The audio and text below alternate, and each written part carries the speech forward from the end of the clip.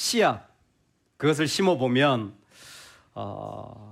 생각지 않은 나무와 식물이 자라는 것을 보며 우리는 부활이라는 것이 이 땅에 죽어서 살아난다라는 것을 분명히 볼 수 있는 증거를 이미 가지고 있게 되었습니다. 무엇보다 부활은 인간으로 살아가면서 우리 목구멍에서부터 나오는 갈증, 숨쉬고 싶은 갈망, 그 모든 것들을 느끼며 살아가는 존재가 그게 없더라도 두 번째 아담이신 주님을 통하여 생명이 있음을 분명히 알게 해준 사건이 부활이었습니다. 그리고 오늘 우리는 부활 이후 첫 번째 주일을 맞이하게 되었습니다.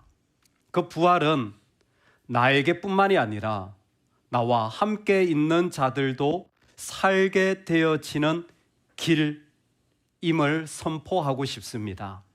그 부활은 나만 살릴 뿐만이 아니라 나와 같이 동행하는 자들도 살리시는 하나님의 계획이시기 때문입니다. 함께 살아가는 그 길이 오늘 말씀 가운데 우리 안에 세워지기를 소망합니다. 아멘.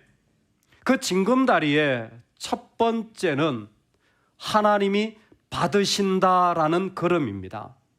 여러분, 우리 하나님은 우리 모두를 받으시는 하나님으로 우리 가운데 고백되어지기를 소망합니다. 예, 하나님이 받으신다라는 게 무엇입니까? 하나님은 부활 이후에 이렇게 말씀하십니다. 괜찮아. 괜찮아. 받는다라는 말은 하나님의 언어인데 그 사람이 다 옳다거나 다 바르다거나 다 무엇이든지 거룩하다라는 말은 아닙니다. 분명히 부족함이 있어요. 그럼에도 불구하고 그곳에 하나님의 공간이 있음을 인정하는 언어가 하나님이 받으셨다라는 겁니다. 즉 우리가 괜찮아 라고 말할 때 그 사람의 모든 성품이나 행위가 다 옳기 때문이 아니라 그것이 좀 부족하지만 그럼에도 우리는 그 속에서 하나님이 하실 일, 하나님이 그 가운데 계획하시고 이루실 일이 있음을 고백하는 말이 괜찮아라는 말이 되어질 것입니다. 실제로 이 말은 그렇게 쉬운 말은 아니었던 것 같습니다. 이 말을 듣는 사람들에게는 마음에 문제가 있었기 때문입니다. 복잡한 문제입니다. 간단하지 않습니다. 서로의 의견과 생각이 너무나 달라요. 그 대표적인 예가 먹는 것과 날의 문제였습니다. 예수님이 부활하시고 나서 그들은 부활을 목격하며 자연스럽게 크리스찬이 되었고 기독교인이 되었습니다. 그리고 그들은 예배하기 시작했는데 초대교회는 안식 후 첫날 바로 주님이 부활하신 날을 기억하여 오늘 우리가 드리는 이 주일을 예배하기 시작했어요. 주일날 예배하는 겁니다. 그런데 오랜 동안 유대인으로 있다가 즉 6일째인 안식일을 지켰던 사람들은 기독교인이 되면서 갑자기 7일째 이 부활의 날에 예배를 드리는 겁니다. 그걸 거부하진 않아요. 마땅히 옳다고 생각을 하고 7일째 주일날 예배를 드리지만 오랜 동안 안식일을 지켜온 습관 6일째 되는 날을 안식일로 지키는 것이 굳이 버릴 이유가 없는 겁니다. 그래서 이들은 안식일도 지키고 주일도 지키게 되어져요. 교회 안에 주일날 왔는데 너 안식일 지켰니? 너 안식일날 뭐 했어? 얘기를 나누는데 아니 이걸 지켜야 되나? 이걸 말아야 되나? 서로 간에 쉽지 않은 의견들이 나오기 시작합니다. 이보다 좀 더 어려운 것은 먹는 문제였습니다. 예수님을 믿게 되어지면서 모든 것이 주 안에서 가하다라는 걸 배웠습니다. 할렐루야. 모든 것이 가하다라는 걸 배웠지만 어릴 적부터 한 번도 돼지고기를 먹은 적이 없는 사람들이 유대인들입니다. 그런데 어느 날 먹을 수 있다고 같이 먹는 자리에 초대를 받았습니다. 먹을 수 있을까요? 없을까요? 한 번도 먹어보지 않은 고기를 먹을 수 있다라는 건 알지만 먹고 싶지 않아요. 몸이 반응을 합니다. 끄림직해요. 그리고 정서적으로 싫어요. 굳이 왜 돼지고기를 먹어? 다른 고기 먹으면 되지라는 마음이 자연스럽게 아마 나타났을 것입니다. 이 문제를 누군가와 얘기하자고 하니 결코 답이 있는 것 같지는 않습니다. 여러분, 우리가 살아가면서 사실은 이런 문제들이 곳곳에 존재하지요. 지난번에 인도네시아 선교를 갔을 때에 마침 저희가 도착한 날이 이슬람이 그들의 전통인 라마단을 시작하는 날이었습니다. 저도 그렇게 딱 시작하는 날 선교를 시작해 보기는 처음이었습니다. 어마어마한 군중들이 저녁마다 그 모스크에 가서 30일 동안 부흥회를 하는데 깜짝 놀랐습니다. 우리는 부흥회 요즘 그렇게 못하잖아요. 그들은 30일 동안 저녁마다 가서 하더라고요. 근데 라마단이 뭡니까?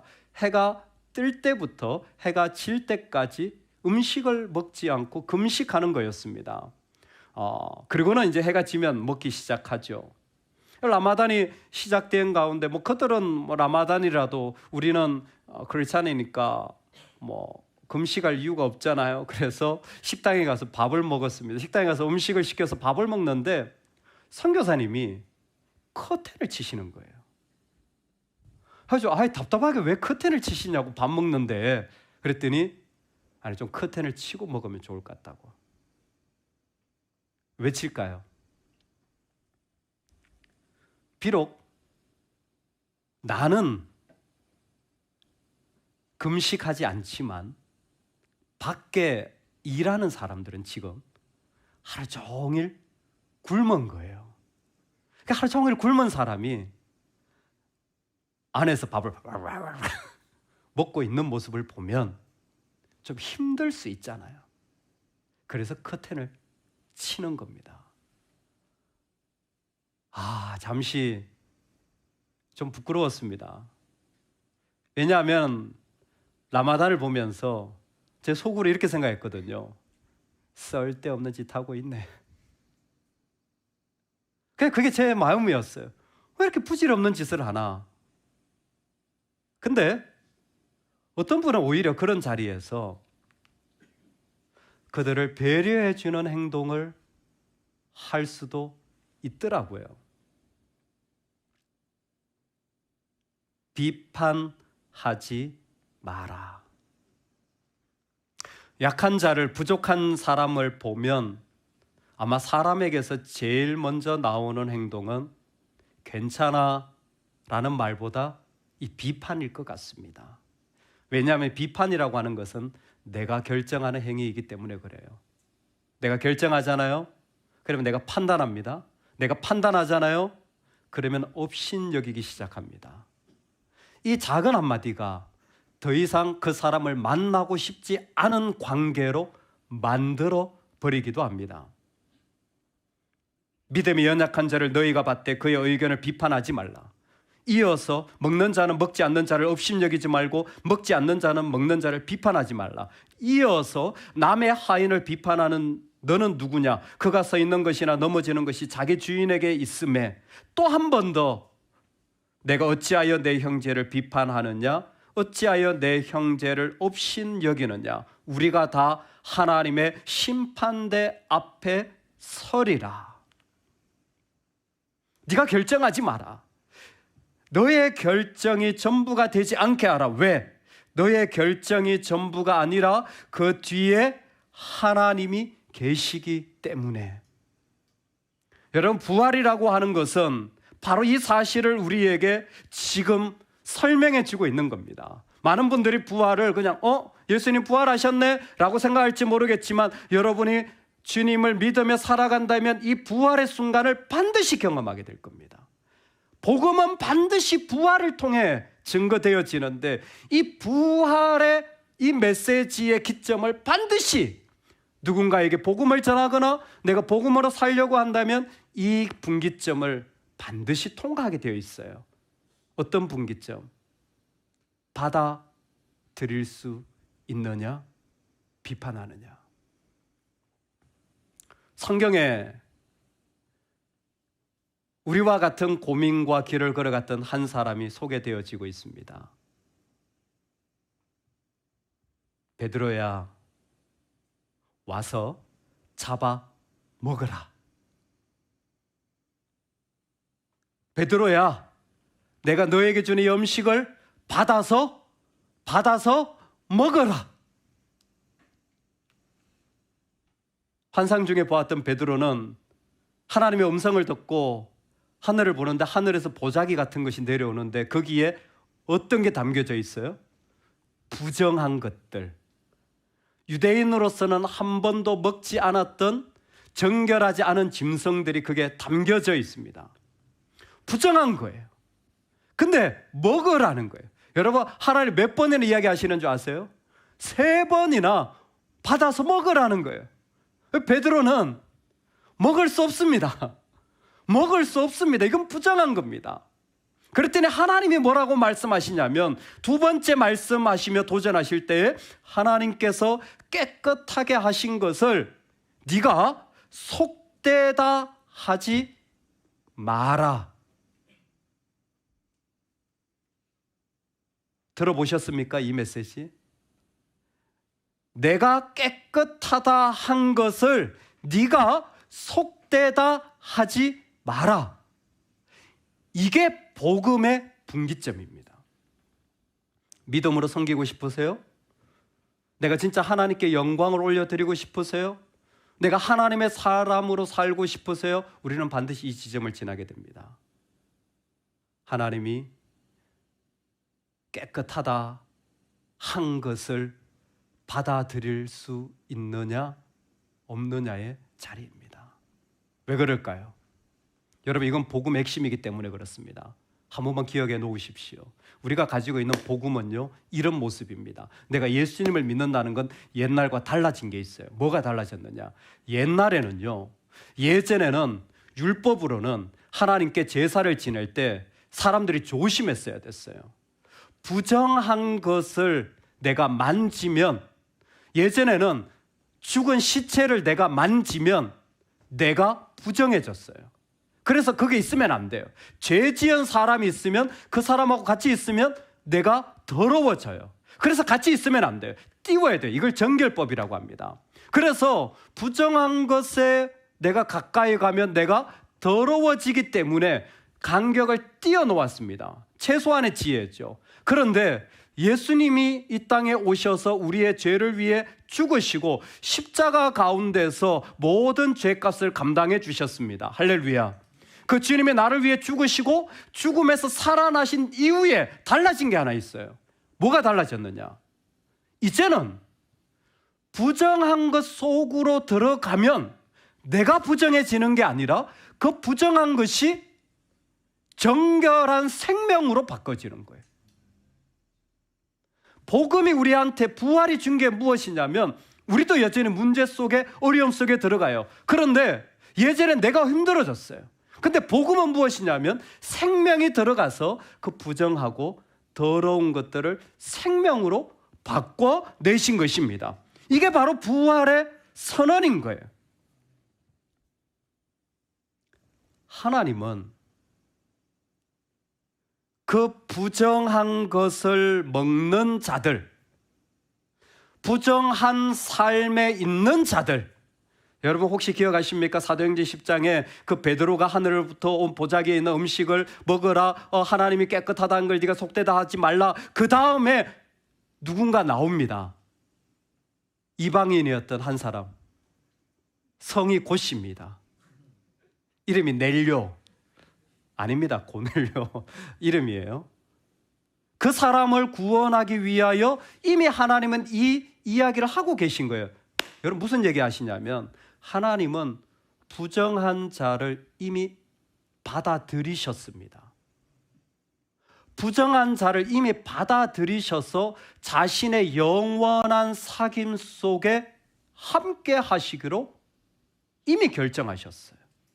이미 하나님은 그 부정한 자를 자신의 영원한 사귐 속에 함께 하고 계십니다. 뭘 통하여? 부활을 통하여. 부활을 통하여 이 땅의 모든 부정한 것, 죽은 것이 생명으로 바꿔지는 자리를 우리에게 허락해 주신 거예요. 여러분, 이게 우리한테 일어납니다. 내가 진짜 부활을 믿을 때에 함께 살아나는 길이 무엇이냐면 바로 그 자리에 들어가서 다 부정하다 그래요. 다 문제예요. 다 죽을 거예요. 그런데 믿음의 사람은 이렇게 말합니다. 괜찮아. 괜찮아. 그러면 이게 문제가 되고 저 문제가 되고 저 문제가 되고, 예, 맞아요. 다 옳다라는 건 아닙니다. 그런데 이 세상 가운데 믿음의 사람은 괜찮아. 왜요? 진짜 괜찮기 때문에? 아니요. 내 뒤에 계신 주님을 믿기 때문이에요. 그 자리 가운데 역사하시고 일으키실 주님의 공간이 그 사람 앞에 있을 때 괜찮은 거예요. 주님의 공간이 없으면 그 모든 염려 때문에 나조차 죽을 지경이 되어진 거예요. 나조차 숨 쉴 수 없는 상황이 되어지는 겁니다. 여러분, 부활은 무엇입니까? 오늘 부활을 산다라는 건 무엇입니까? 바로 이거예요. 주님이 그 부정한 것을 먹으라고 말했을 때에 이미 고넬료를 준비하여 받아들이는 영원한 사귐 속에 계셨던 것처럼 오늘 부활을 통하여 이 땅을 우리에게 부르시는 겁니다. 그 속에서 하나님의 공간을 만들어내면 좋겠다. 그 속에서 네가 받아주는 자가 되어지면 좋겠다. 왜? 주님이 이미 받으셨기 때문에. 주님이 이미 받으셨기 때문에. 주님이 이미 그 영혼을 위하여 자기의 목숨을 다 드렸기 때문에 우리가 그 사실을 믿고 받아줄 수 있기를 주의 이름으로 축원합니다. 두 번째, 부활로 함께 사는 길은 바로 하나님이 저를 받으셨음이라는 말씀을 통하여 이 땅 가운데 유일하게 괜찮아라고 말할 수 있는 복음의 메시지가 우리한테 주어졌어요. 그리고 두 번째가 무엇이냐면, 우리 저를 따라서 한번 같이 해보겠습니다. 예수님이 나의 주이십니다. 하나도 어렵지 않죠? 여러분, 부활을 살아간다는 말이 어렵지 않아요. 여러분, 혹시 주님이라는 말을 못 들어본 분 계십니까?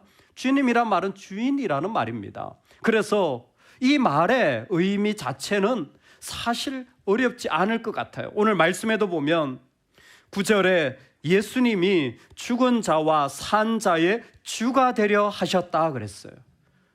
죽은 자나 살아있는 자나 주인이 되셨다라는 거예요. 그것을 조금 더 앞에서 7절에는 우리가 살아도 주를 위하여 살고 죽어도 주를 위하여 죽나니 그러므로 사나 죽거나 우리가 주의 것이로다 라는 고백을 그 가운데 하고 있는 겁니다. 즉 주님이라는 말은 내 삶이 주의 것이라는 말과 다르지 않다라는 것입니다. 주의 것이기 때문에 내가 주님이 결정하심을 믿는 자로 살아가게 되었다라는 거예요. 반복해서 비판하지 말라는 거 그렇기 때문에 당연하죠. 비판하는 자는 내가 결정하는 거예요. 비판하는 자는 내가 결정하는 거예요. 근데 주의 것인 자는 주님이 결정하시는 겁니다. 믿음의 사람은 주의 것이에요. 주님이 결정하시는 겁니다. 재미있는 것은 이 말씀입니다. 좋아요. 비판하지 않겠습니다. 그럼 어떻게 살아라는 겁니까? 좋아요. 주의 것이라는 말, 어렵지 않은 말입니다. 그러면 도대체 나보고 뭐 하라는 겁니까? 그랬더니 오늘 말씀해 보니까 이 말씀이 이어져 있습니다. 사나 죽거나 주의 것이라 라는 말씀 뒤에 11절 말씀이 기록되어져 있습니다. 네가 어찌하여 내 형제를 비판하느냐, 어찌하여 내 형제를 없인 여기느냐, 우리가 다 하나님의 심판대 앞에 서리라 기록되었으되 주께서 이르시되 내가 살았노니, 내가 살았노니. 살아나신 주님의 모습, 모든 무릎이 내게 꿇을 것이요 모든 혀가 하나님께 자백하리라 하였느니라. 아멘. 주님의 것이라고 예수님이 나의 구주라고 고백하는 자들은 뭐 하냐면 모든 무릎이 그 앞에 꿇고 그 혀로 하나님께 고백하며 찬송 올려드리는 삶을 살게 되어진다라는 것입니다. 우리가 예배를 드리는 이유, 크리스찬이 그 앞에서 믿음으로 살아가는 이유, 지금 우리가 하고 있는 이 자리가 바로 그것을 고백하는 자리라는 것입니다. 어렵지 않죠. 근데 저한테 이 본문이 약간 충격적인 것은 이 말씀의 인용 때문입니다. 혹시 여러분 성경에도 보시면 주께서 11절 앞에 기역자라고 관주가 되어져 있어요. 그 뭐냐면 이 말씀은 아래에 보시면 45, 23 여기서 인용한 말씀이라고 설명이 되어져 있습니다. 즉 지금 비판하지 않고 부활을 살아가는 주라고 고백하는 자들의 모습을 어디에서 가져왔냐면 이사야서에서 가져왔다라는 거예요. 이사야서 45장에서 가져왔다라는 겁니다. 와, 거기에 그렇게 하나님을 찬양하고 하나님을 노래하는 모습이 있는가 봐요. 맞아요. 거기에서 하나님을 찬양하고 하나님을 노래하는 자의 모습이 있고 지금 주님의 부활을 통하여 주라고 부르는 자들이 그와 같은 행위를 하는 거예요. 제가 왜 충격적이냐고 말하냐면 그러면 이사야서에서 그렇게 하나님을 찬양하고 노래하는 자가 누구냐면 믿는 사람이 아니라 이방왕 고레스입니다. 고레스 아십니까? 고래고래 소리를 치는 고레스. 고레스는 영화에도 나왔던 인물이에요. 300이라는 영화에 페르시아 왕으로 나와가지고 짐은 선하다 뭐 어쩌고 저쩌고 했던 그 양반입니다. 이스라엘을 망하게 했던 바벨론의 70년이 되었을 때 하나님은 바사, 페르시아죠. 페르시아의 첫 번째 왕이 고레스를 일으켜가지고 그 나라를 무너뜨립니다. 그래서 고레스하고 친했던 사람이 있어요. 고레스하고 친했던 성경의 인물이 다니엘입니다. 우리가 다니엘 하는데 다니엘의 그 시대의 왕이 바로 이 고레스 왕이에요. 완전 이방 왕입니다.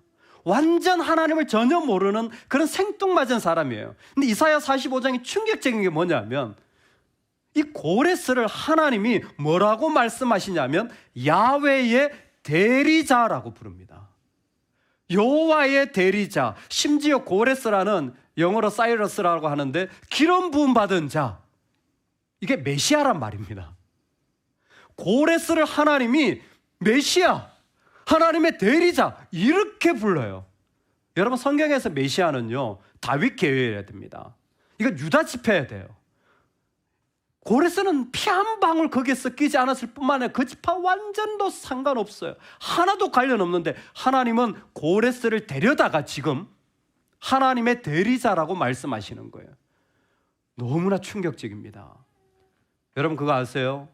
우리가 주님 앞에 섬길 때에 여러분 내가 하는 것 같죠? 아니요. 하나님이 우리를 세우셨기 때문에 그 자리에 있는 겁니다.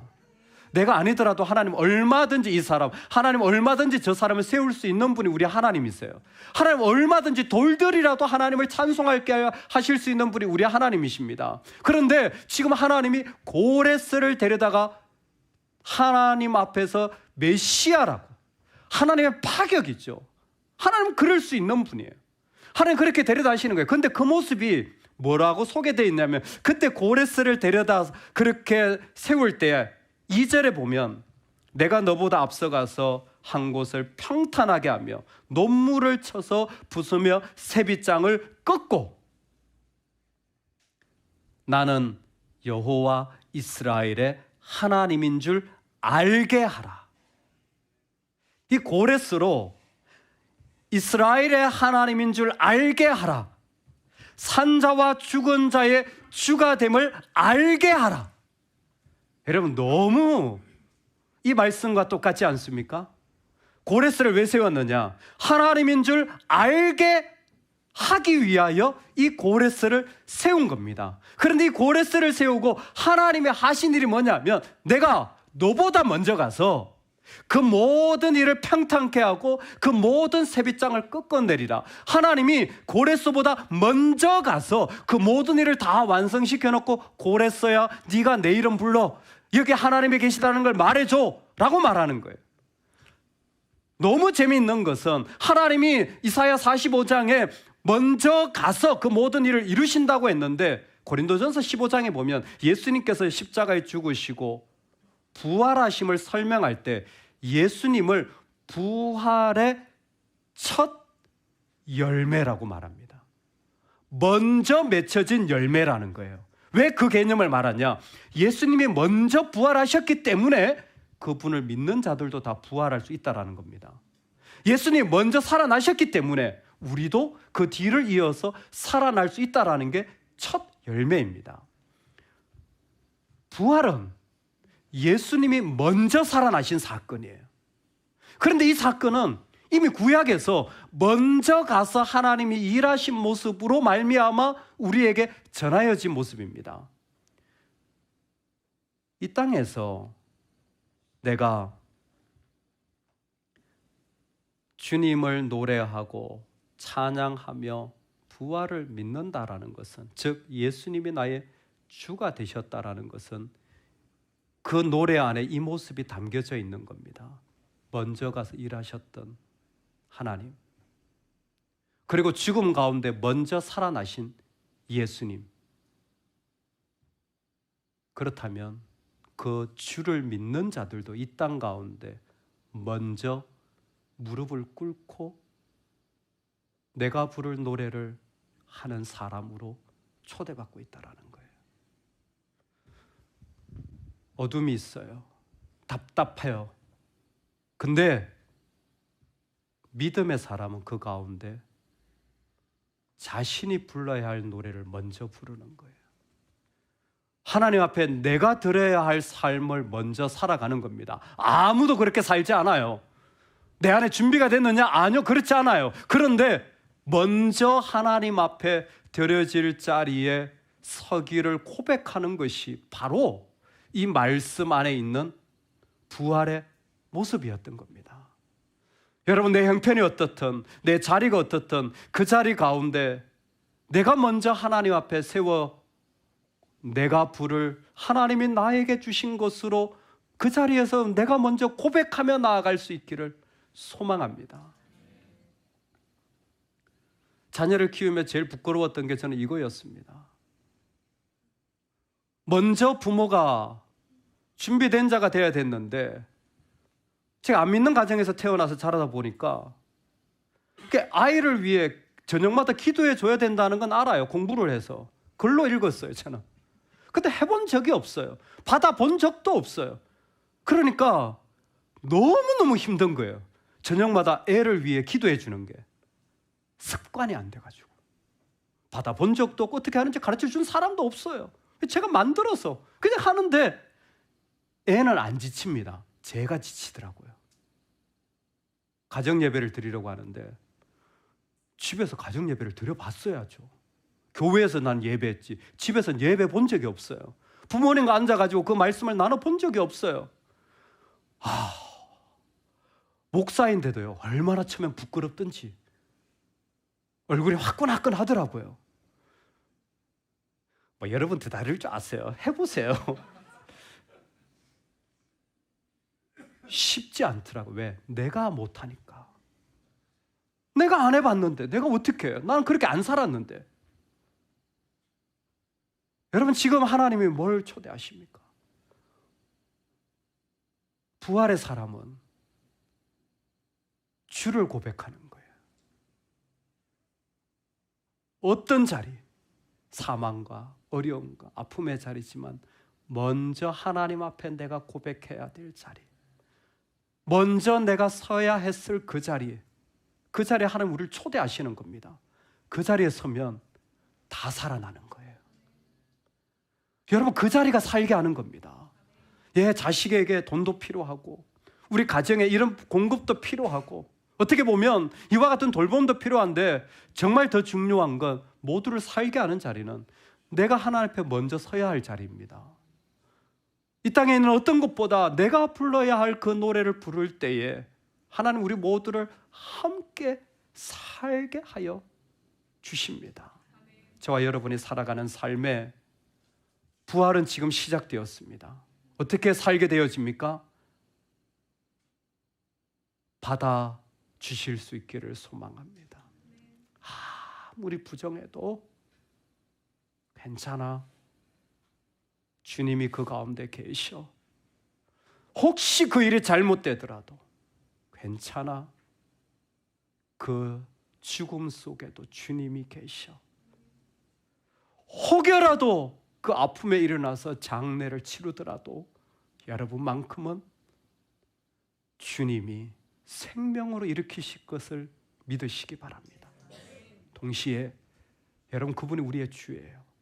모든 사람이 그 무릎 앞에 꿇고 고레스가 그랬다면, 주님의 일도 들어보지 못했다는 그 왕이 그랬다면 하물며 우리겠습니까? 먼저 주님 앞에 우리에게 주셨던 그 주님처럼 먼저 내가 부를 노래를 부르며 살아갈 수 있기를 간절히 축원합니다. 아멘.